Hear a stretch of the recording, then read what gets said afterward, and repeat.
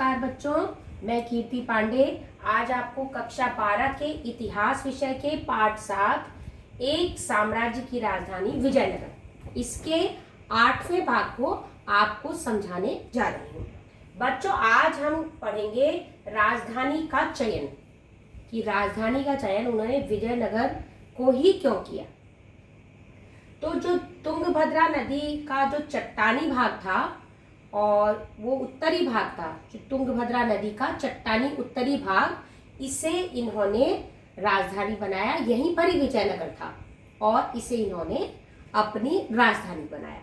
अब उन्होंने क्यों क्यों बनाया, वो कई कारण है। तो जो स्थानीय उनकी मान्यता थी कि ये जो पहाड़ियाँ हैं, जैसा कि पिछले भागों में भी आपको बताया था कि ग्रेनाइट की पहाड़ियाँ हैं, रमणीय पहाड़ियाँ हैं, वे ही पहाड़ियाँ। तो जो स्थानीय मान्यता थी कि ये जो पहाड़ियाँ हैं वो रामायण काल के जो बाली और सुग्रीव का जो वानर राज था उनके राज्य की रक्षा करती थी। ये पहाड़ियाँ शत्रु वहाँ एकदम से हमला नहीं कर पाते थे क्योंकि ये जो दुर्गम पहाड़ियाँ थी। अब एक अन्य मान्यता है, एक अन्य मान्यता के अनुसार कि वहाँ की मातृ देवी, जैसा कि पहले बताया, पंपा देवी थी और पंपा देवी जो थी वो पार्वती की प्रतीक थी। पार्वती माता पार्वती को वहाँ पंपा देवी कहा जाता था। तो और उसी प्रकार विरूपाक्ष एक देवता थे और वो शिव के प्रतीक थे। शिव को वहाँ विरूपाक्ष कहा जाता था।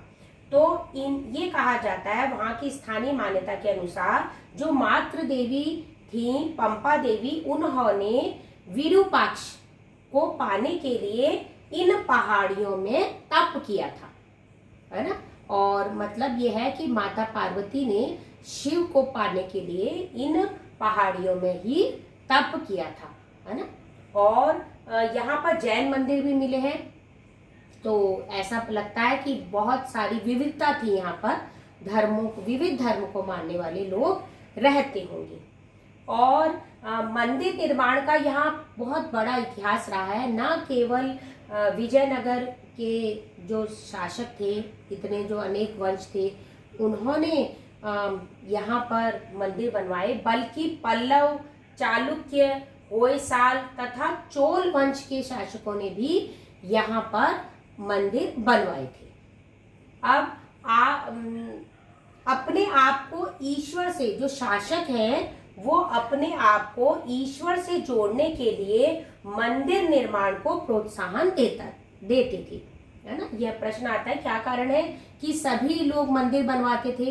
तो वो इसलिए बनवाते थे कि वे ईश्वर से अपने आप को जोड़ना पसंद करते थे, लोगों को प्रदर्शित करवाना पसंद करते थे, है ना।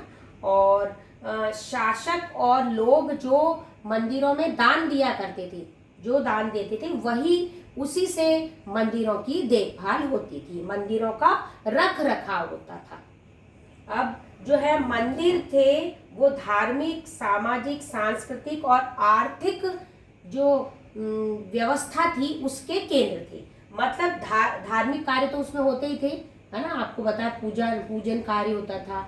और उसी प्रकार सामाजिक कार्य, अनेक सभाएं होती थी, सामाजिक रूप से जो मीटिंग होती थी, है ना, वो वहाँ होती थी। सांस्कृतिक कार्य, अनेक गीत संगीत का यहाँ आयोजन होता था।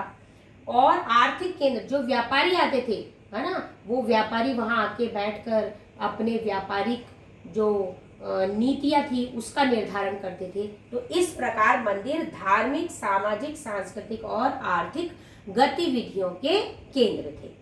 जो शासकों के लिए मंदिर निर्माण करना, मंदिरों की मरम्मत करना और मंदिरों का रख रखाव करना, ये किसके प्रतीक थे? सत्ता, संपत्ति और निष्ठा के लिए समर्थन और मान्यता का उनका माध्यम था, है ना। वे मंदिरों का निर्माण करवाते थे, उसकी मरम्मत करवाते थे, उसका रख रखाव करवाते थे। वो इसलिए क्योंकि वो एक माध्यम था उनकी सत्ता को प्रदर्शित करने का, उनकी संपत्ति को, इतने पैसा है उनके पास, यह प्रदर्शित करने के, और उनकी ईश्वर में जो निष्ठा है उसको प्रदर्शित करने का एक माध्यम था। तो इसीलिए इससे लोगों को समर्थन भी मिलता था, लोग उन्हें समर्थन देते थे। क्यों? क्योंकि लोग ईश्वर के प्रति आस्था रखते थे। तो लोग जो है देखते थे कि शासक भी ईश्वर को मानते हैं और इस मंदिरों के लिए इतना दान दक्षिणा, इतना रख रखाव, इतना कार्य करते हैं, तो शासक के प्रति वे वफादार रहते थे, उनको समर्थन देते थे और उनको मान्यता प्रदान करते थे।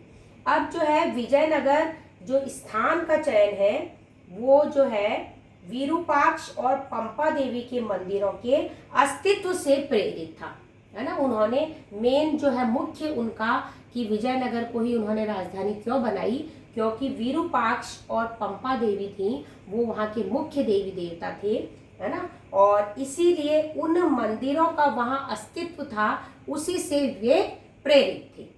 तो ये बहुत पहले से यहाँ जो विजयनगर साम्राज्य स्थापित हुआ था उससे पहले से वहाँ पर विरूपाक्ष मंदिर था और धीरे धीरे कई सालों से होते होते विरूपाक्ष मंदिर का निर्माण, कई हजारों सालों तक विरूपाक्ष मंदिर का निर्माण हुआ।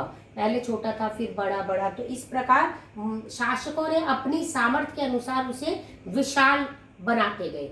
तो इसीलिए, और इसी प्रकार पंपा देवी का भी था, तो इसीलिए विरूपाक्ष और पंपा देवी के मंदिरों के अस्तित्व से जो है प्रेरित था वहाँ की राजधानी का चयन करना। इसीलिए उन्होंने विजयनगर को ही अपनी राजधानी बनाया।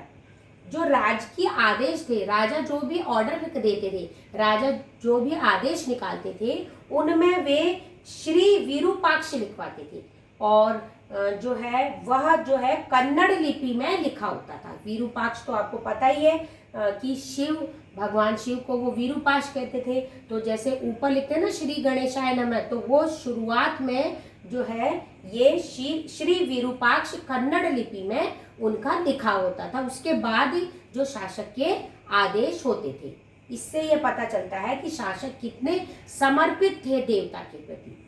अब जो है एक विरुद्ध होता है, एक शब्द विरुद्ध। विरुद्ध का मतलब होता है कि शासक की प्रशंसा करने के लिए उनको जो उपाधि दी जाती है, जो उनको पद दिया जाता है, उसे कहते हैं विरुद्ध।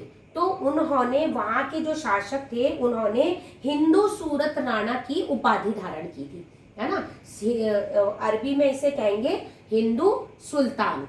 तो इसीलिए हिंदू सूरत राणा की उन्होंने उपाधि प्राप्त की थी, धारण की थी। और इसको ये भी कह सकते हैं हिंदू सूरत राणा के विरुद्ध धारण किया था। विरुद्ध का मतलब है कि उन्होंने जो है हिंदू सूरत राणा एक पद प्राप्त करा था, एक उपाधि प्राप्त की थी।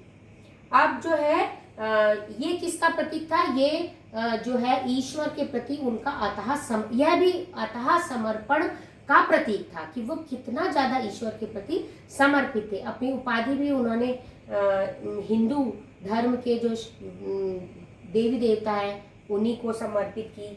और ये जो है विरूपाक्ष, उन्होंने अपने भी आदेशों में श्री विरूपाक्ष लिखवाते थे। तो इस प्रकार, और जो है एक सबसे महत्वपूर्ण बात थी कि जो मंदिर यात्रा थी, शासकों द्वारा वर्ष में 1 या 2 बार मंदिरों की यात्रा की जाती थी, है ना। जैसे विरूपाक्ष मंदिर की यात्रा, जैसे पंपा देवी मंदिर की यात्रा। तो इस प्रकार और भी अनेक मंदिरों की शासक यात्रा करते थे।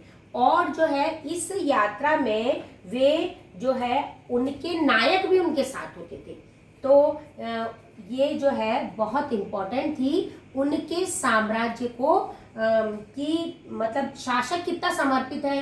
इतने महत्वपूर्ण समय जो उनके विशाल साम्राज्य था, उसमें से समय निकाल के वे मंदिर की यात्रा किया करते थे। तो यह जो है मंदिर यात्रा एक महत्वपूर्ण हिस्सा थी उनके शासन काल का। और बच्चों, आज का भाग ये समाप्त होता है। आज आप क्या करेंगे, ये जो मैंने आज पढ़ाया उसमें से 5 एक्स्ट्रा क्वेश्चन बनाएंगे।